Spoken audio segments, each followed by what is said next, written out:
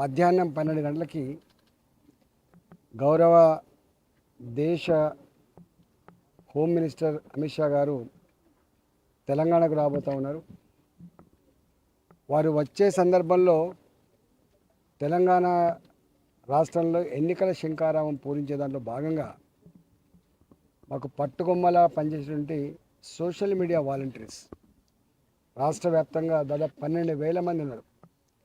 ఆ 12,000 మందితో వారు ఇంటరాక్ట్ కాబోతున్నారు. ప్రధానంగా 10 సంవత్సరాల కాలంలో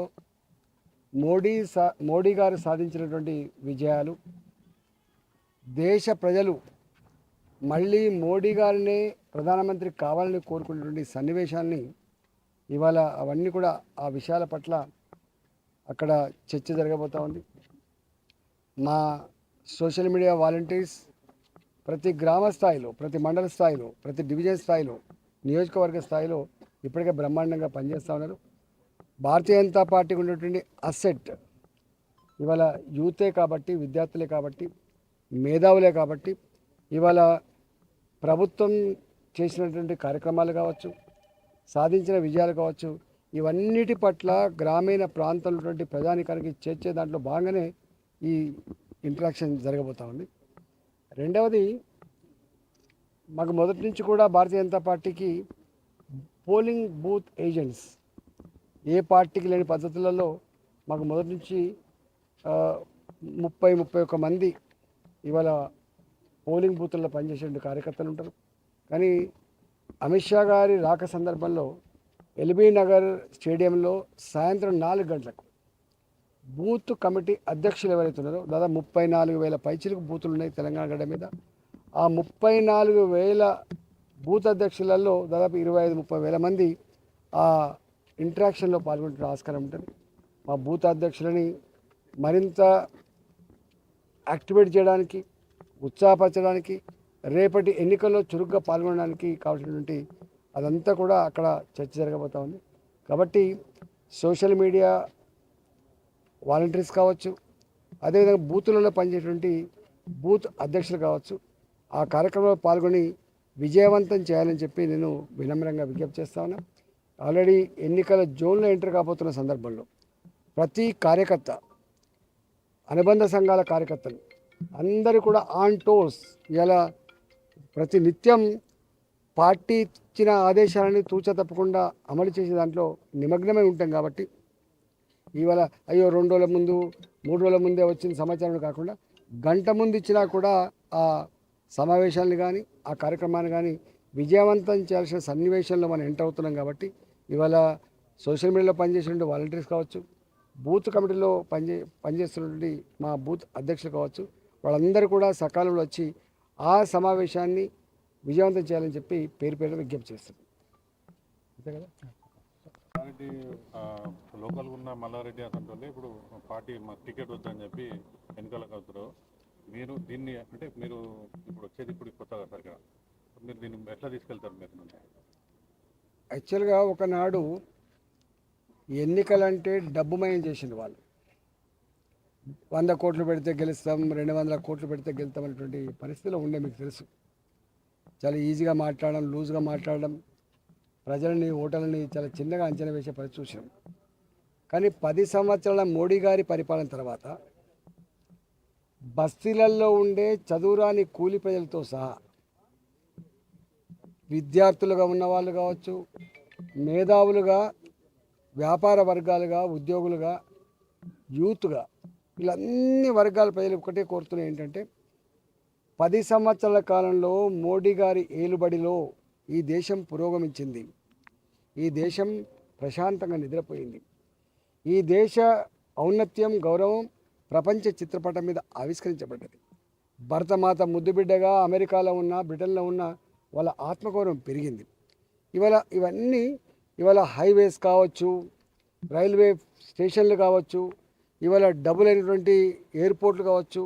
ఒక్క మాటలో చెప్పాలంటే ఈ 10 సంవత్సరాల కాలంలో జరిగినటువంటి ఇన్ఫ్రాస్ట్రక్చర్ డెవలప్మెంట్ 60 ఏళ్ళలో కూడా జరిగినటువంటి డెవలప్మెంట్ జరిగింది. కాబట్టి ఇవాళ ఇవన్నీ ప్రజలకు అర్థమైనవి. కాబట్టి ప్రజలందరూ ఒకటే కోరుకుంటున్నారు, మళ్ళీ మోడీ గారి ఏలుబడిలోనే, మోడీ గారి పరిపాలనలోనే బాంబుల మూతలు లేకుండా టెర్రరిస్టు అటాకులు లేకుండా ప్రశాంతంగా పురోగమించవచ్చన్నటువంటి ప్రజలు భావిస్తూ ఉన్నారు. కాబట్టి ఇవాళ ఎవరు ఎన్ని చెప్పినప్పటికీ కూడా, ఏ పార్టీ చెప్పినప్పటికీ కూడా మేము ఓటు వేయం, ఓటు మోడీ గారికే వేస్తాం, భారతీయ జనతా పార్టీ అభ్యర్థికే వేస్తామని చెప్పి కుండబద్దలు కొట్టినట్టు మాట్లాడుతున్నారు.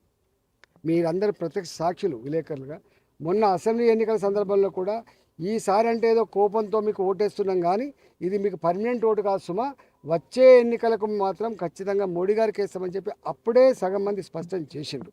ఇవాళ సంపూర్ణంగా తెలంగాణ వ్యాప్తంగా, అది ఖమ్మం కావచ్చు, అది నిజామాబాద్ కావచ్చు, నల్లగొండ కావచ్చు, అది మహబూబ్నగర్ కావచ్చు, అన్ని జిల్లాల ప్రజానీకం అంతా కూడా మొన్నటి ఎన్నికలు చిన్న ఎన్నికలు, రాష్ట్ర ఎన్నికలు, ఇవాల్టి ఎన్నికలు పెద్ద ఎన్నికలు, దేశ ఎన్నికలు, దేశ భవిష్యత్ ఎన్నికలు, మోడీ గారి ఎన్నికలు అనేటువంటి స్పష్టత వచ్చింది. కాబట్టి ఇవాళ టీఆర్ఎస్ పార్టీ నుంచి వెళ్ళి పోటీ చేయడానికి కానీ, కాంగ్రెస్ పార్టీ నుంచి పోటీ చేయడానికి జంకుతున్నారు. అందులో ముఖ్యంగా మీకు తెలుసు, జిహెచ్ఎంసీ పరిధిలో ఇవాళ సికింద్రాబాద్ కావచ్చు, మేడ్చల్ పార్లమెంటరీ స్థానం కావచ్చు, చేవెళ్ళ పార్లమెంటరీ స్థానం కావచ్చు, వీటిలలో నిలబడని జంకుతున్నారు వాళ్ళు. ఎందుకంటే ఇక్కడ ఏది ఏం చేసినా డబ్బు సంచులు, మద్యం సీసాలు, ప్రలోభాలు, ఇవాళ ప్రజలు తిప్పికొట్టే ఆస్కారం ఉంది, వాడికి లొంగేటువంటి ఆస్కారం లేదు. ఎవరిని చెప్పినా ఈసారి మాత్రం పువ్వు గుర్తుకే ఓటేస్తామని చెప్పి ప్రజలు అంటున్నారు. కాబట్టి ఆ ప్రజల స్పందన చూసి భయపడి అలా పోటీకి నేను చేయను అని చెప్పి పారిపోతారు. అంతకంటే ముందే 100 కోట్లు పెడితే సీట్ వస్తుంది, 100 కోట్లు పెడితే మళ్ళీ గెలవచ్చు అనేటువంటి ఆ ప్రగల్భాలు పలికినటువంటి నాయకులు ఇవాళ ఈ మల్కాజ్గిరి సెగ్మెంట్లో నిలబడడానికి కూడా జంకుతున్నారంటేనే ఇవాళ భారతీయ జనతా పార్టీ నరేంద్ర మోడీ గారి పట్ల ఉన్నటువంటి గొప్ప భావనకి తార్కాణంగా మనం భావించాలి. సార్, ఇంకోటి మల్లారెడ్డి పైన పర్సనల్గా దాంట్లోకి కాంగ్రెస్ సంబంధించిన గవర్నమెంట్ వాళ్ళు చేస్తున్నారు కదా, దాన్ని అంటే పార్టీలకు తీసుకోవడానికే ప్లానింగ్తో చేస్తున్నారంటారా? తెలియదు, కానీ ఒకటి మాత్రం సత్యం, అధికారంలో ఉన్న నాడు అక్రమాలు చేస్తున్నప్పుడు, అధికార పార్టీలో ఉండి అక్రమాలు చేస్తున్నప్పుడు చట్టం ఏం చేసిందనేది ఒక ప్రశ్నార్థకంగా మారింది. సామాన్య ప్రజలు అనుకున్న మాట ఏంటంటే, చట్టం ఉన్న వాళ్ళ చుట్టమైపోయిందని చెప్పి గతంలో ఏదో భావించేదు. ఇవాళ మళ్ళొకసారి ఓహో ఆయన అధికారం ఉన్నాడు, అన్ని అక్రమాలు చేసిండు, ఇవాళ అధికారం పోగానే మళ్ళీ వాళ్ళు కూలగొడుతున్నారు, మళ్ళీ వీళ్ళు అధికారం కొడితే మళ్ళీ వాళ్ళే కూలగొట్టుడు, ఇవన్నీ అంటే కక్షపూరితమైన వైఖరి అనేటువంటి ఒకటి ఉండొచ్చు. కానీ ఏ అధికారంలో ఉన్నాడు తప్పులు చేస్తే ఆనాడే శిక్ష కనుక పడితే ఆనాడే తప్పులు చేయకుండా ఉండుంటే ఈ పరిస్థితి వచ్చేది కాదు. నెంబర్ 1. నెంబర్ 2 ఏంటంటే, చట్టం ముందు ఎవరైనా సమానులే, కానీ కక్ష సాధింపులకు అనే పద్ధతి కాకుండా వివరించి చెప్పాల్సిన అక్కర ఉంది. పలాని బిల్డింగ్ నిబంధనలకు విరుద్ధంగా ఉంది, పలాంటి బిల్డింగ్ చెరువులో ఉంది, పలాంటి బిల్డింగ్ అసైన్మెంట్ భూమిలో ఉంది, చెప్పి చేయాల్సినటువంటి అక్కర ఉన్నట్టుగా నేను భావిస్తున్నా. ఏది ఏమైనప్పటికీ కూడా ఎందుకో రాజకీయాలు అత్యంత జుగుప్సాకరంగా మారినట్టుగా ప్రజలు భావిస్తున్నారు. ప్రతీకారం అనే పద్ధతి కాకుండా ఎవరి డెవలప్మెంట్ వాళ్ళు, ఎవరి మంచితనం వాళ్ళు, ఎవరి గొప్పతనం వాళ్ళు చేసుకొని పురోగమించాలి తప్ప ఇట్లాంటివి చేసుకొని లొంగ తీసుకున్నాడు. గతంలో కేసీఆర్ కూడా అదే పని చేసిండ్రు, వీళ్ళు కూడా అదే పని చేస్తే మంచిది కాదు. మల్లారెడ్డి గారి ఇష్యూ ఏందో నాకు అంత తెలియదు. గతంలో మీరు హుజరాబాద్ నుంచి పోటీలో చేసేది గెలిచారు, భారీ మెజార్టీతో గెలిచారు. ఈసారి అక్కడికి ఓడిపోయారు, గజ్వేల్కి ఓడిపోయారు. మరి ఈసారి ఇంట్లో గెలుస్తామని మీకు ఏ రకంగా మీరు నమ్ముతున్నారు? మీకు తెలుసు, శాసనసభ ఎన్నికలలో కాంగ్రెస్ పార్టీ ఎన్ని అబద్ధాల హామీలు ఇచ్చిందో, ఒక్కొక్క దగ్గర మీటింగ్ పెట్టి ఇది మహిళా పాలసీ, ఇది యూత్ పాలసీ, ఇది రైతు పాలసీ అని చెప్పి 400 పైచిలకు సమస్యలు మేనిఫెస్టోలో పెట్టి 66 సమస్యల్ని వెంటనే పరిష్కరిస్తామని చెప్పి మాట ఇచ్చారు. ఇవాళ అబద్ధాల మాటలు కావచ్చు.